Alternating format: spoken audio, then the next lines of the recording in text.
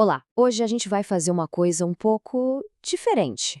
Vamos abrir o que seria um manual de instruções do inferno. E o nosso estudo de caso, nada menos que uma de suas maiores obras-primas, A Queda de Griffith, o Falcão Branco de Berserk. Vamos analisar, passo a passo, como uma alma que parecia destinada à glória foi, na verdade, meticulosamente guiada direto para o abismo. E essa citação aqui do C.S. Lewis é basicamente um mapa de tudo que a gente vai conversar. A queda do Griffith não foi um acidente, não foi um único erro trágico. Foi um processo, uma descida lenta, sabe, quase confortável. Cada passo foi tão bem preparado que ele nunca realmente percebeu que estava caminhando direto para a própria ruína. Bom, para começar, a gente precisa entender uma coisa muito importante.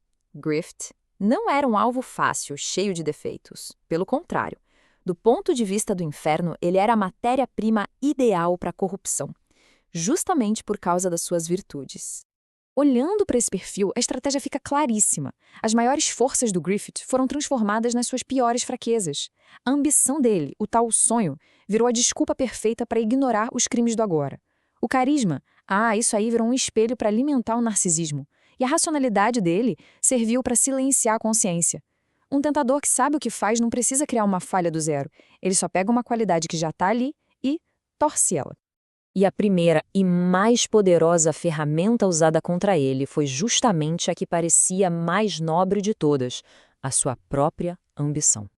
A estratégia aqui é brilhante de tão simples. É manter a pessoa tão focada num ideal lá no futuro que ela fica completamente cega para os horrores que está cometendo hoje, no presente. O sonho do Griffith de ter um reino vira uma espécie de ídolo que justifica qualquer sacrifício, desde que, claro, o sacrifício não seja o dele. E olha só, com as próprias palavras, o Griffith já revela tudo.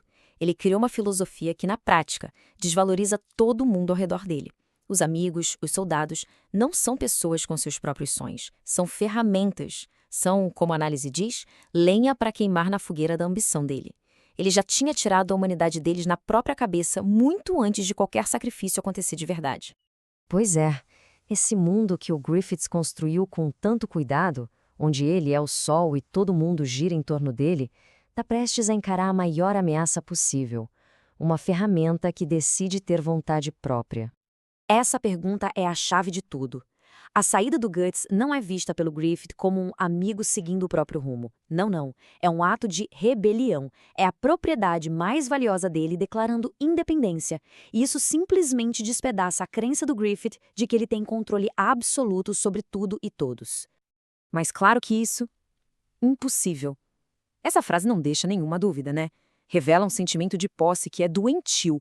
A saída do Guts não partiu o coração do Griffith, feriu o orgulho dele de um jeito que ele não podia tolerar. Não foi uma perda, foi um insulto. Foi alguém dizendo que ele não era o soberano absoluto. E por causa disso, aquele ato desastroso de ir para a cama com a princesa Charlotte não teve nada a ver com amor ou desejo. Foi pura birra, um espasmo de orgulho ferido. Ele basicamente incendiou o próprio futuro só para provar um ponto, para reafirmar que ele ainda podia ter o que quisesse, depois que a sua posse mais importante foi embora. Depois da birra, vem a consequência. Um ano inteiro de tortura. E aqui a gente chega num momento de risco altíssimo para os planos do inferno. O momento em que o paciente, o Griffith, poderia muito bem ser perdido para a salvação, através da humildade. Essa imagem mostra a encruzilhada. A dor poderia ter quebrado o orgulho dele, e isso poderia levar à redenção. Então a estratégia do mal foi garantir que ele pegasse o outro caminho. Como? Fazendo ele odiar o próprio sofrimento, ver tudo aquilo como uma grande injustiça. E o mais importante, sentir que a pena que seus amigos sentiam dele era pior do que a própria tortura.